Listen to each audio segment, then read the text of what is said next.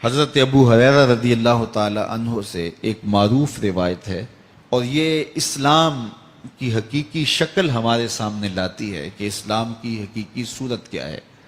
مسلمان کسے کہتے ہیں؟ جس کے سجدے زیادہ ہیں، جو رکوع زیادہ کرتا ہے، جس کا قیام بہت لمبا ہوتا ہے۔ یہ بھی خوبیاں ہیں ایک بندہ مومن میں ہونی چاہیے۔ اللہ کے حضور نیاز مندی کا انداز اسے اختیار کرنا چاہیے۔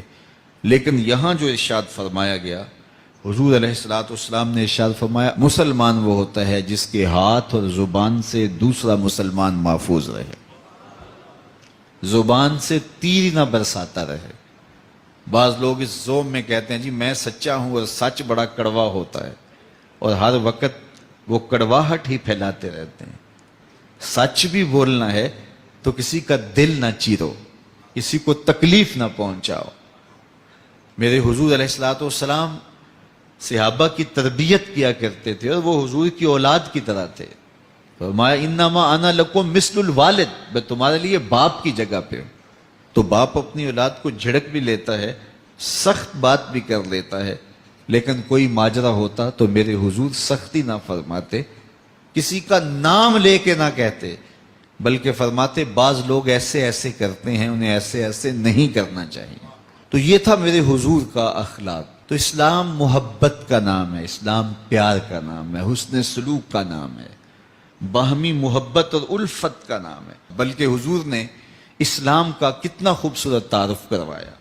آج دہشت گردی کے نام سے اور کس کس ناموں سے اسلام کو مطعون کیا جاتا ہے، جبکہ اسلام تو وہ امن کا دین ہے، وہ محبتوں کا دین ہے کہ فرمایا وَالْمُؤْمِنُ مَنْ آمَنَهُ النَّاسُ عَلَىٰ دَمَائِهِمْ وَأَمْوَالِهِمْ۔ مومن وہ ہے جس سے لوگوں کے مال اور لوگوں کی جانیں محفوظ ہوں۔ یہ مومن کی پہچان ہے، وہ کسی کی آبرو میں دخل اندازی نہیں کرتا، کسی کی اموال نہیں لوٹتا، لوگوں کی زندگیوں سے نہیں کھیلتا۔ ایک انسان کا قتل کرنا پوری انسانیت کا قتل کرنے کے مترادف ہے۔ بلکہ میرے حضور نے فرمایا جس شخص نے کسی انسان کے قتل میں آدھے جملے سے مدد کی، اللہ اس کو جہنم کی آگ میں جلائے گا۔ کسی کے قتل پر کسی کو ابھارا، کوئی بات کی، پورا جملہ بھی نہیں تھا، آدھے جملے سے اگر کسی نے کسی کے قتل پہ مدد کی تو اللہ تعالیٰ اس کو جہنم کی آگ میں جلائے گا۔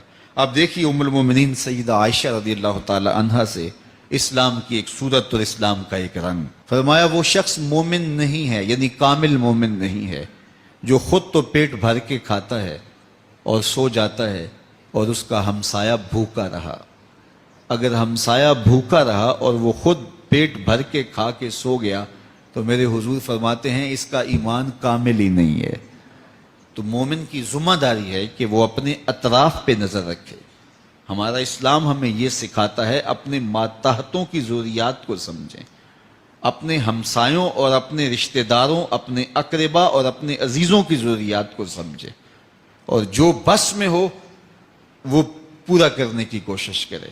تو جو شخص نمازوں پہ نمازیں پڑھتا ہے، روزوں پہ روزے رکھتا ہے، ہر سال عمرہ اور حج کرتا ہے، لیکن اس کے رشتہ دار بھوک میں تڑپتے رہتے ہیں، اس کے ہمسایوں کے یہاں کھانے کے لیے نان شبینہ بھی میسر نہیں ہے، تو فرمایا کہ وہ شخص کامل مومن نہیں ہو سکتا، ایمان کی حلاوت اور مٹھاس نصیب نہیں ہو سکتی اسے، جو رات پیٹ بھر کے گزارے اور اس کا ہمسایہ جو ہے وہ بھوک میں تڑپ رہا ہو۔ تو ہمیں جو صورت دی گئی، اسلام کا جو ہمیں تعارف دیا گیا، اسلام کی جو شکل ہمارے سامنے ان مختلف احادیث سے آئی، وہ یہ ہے کہ اسلام ہمدردی کا دین ہے، اسلام امن کا دین ہے، اسلام محبت کا دین ہے، اسلام باہمی موافقت اور موانست کا دین ہے، اسلام ایک دوسرے کے احساس کا دین ہے، اسلام بھوکوں کو کھانا کھلانے کا، پیاسوں کو پانی پلانے کا، ننگوں کو لباس دینے کا،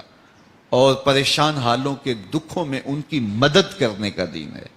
اسلام ہمیں سکھاتا ہے کہ اپنے اطراف پہ نظر رکھو، نگاہ رکھو، اور ہمیں ہر خوشی کے موقع پر غرباء کو اپنے ساتھ شامل کرنے کی تلقین کی گئی ہے۔ اللہ تعالیٰ جل شانہ ہمیں اسلام کی حقیقی تعلیمات سے مالا مال کرے، اور ہمیں امن، محبت، عدل، عہد کی پاسداری، وعدوں کی پابندی، سچائی کے دامن کو تھامنا، جو صفات ہیں مسلم کی، وہ ساری کی ساری ہماری روحوں میں اتار دے اور ہمارے من میں چراغاں کر دے۔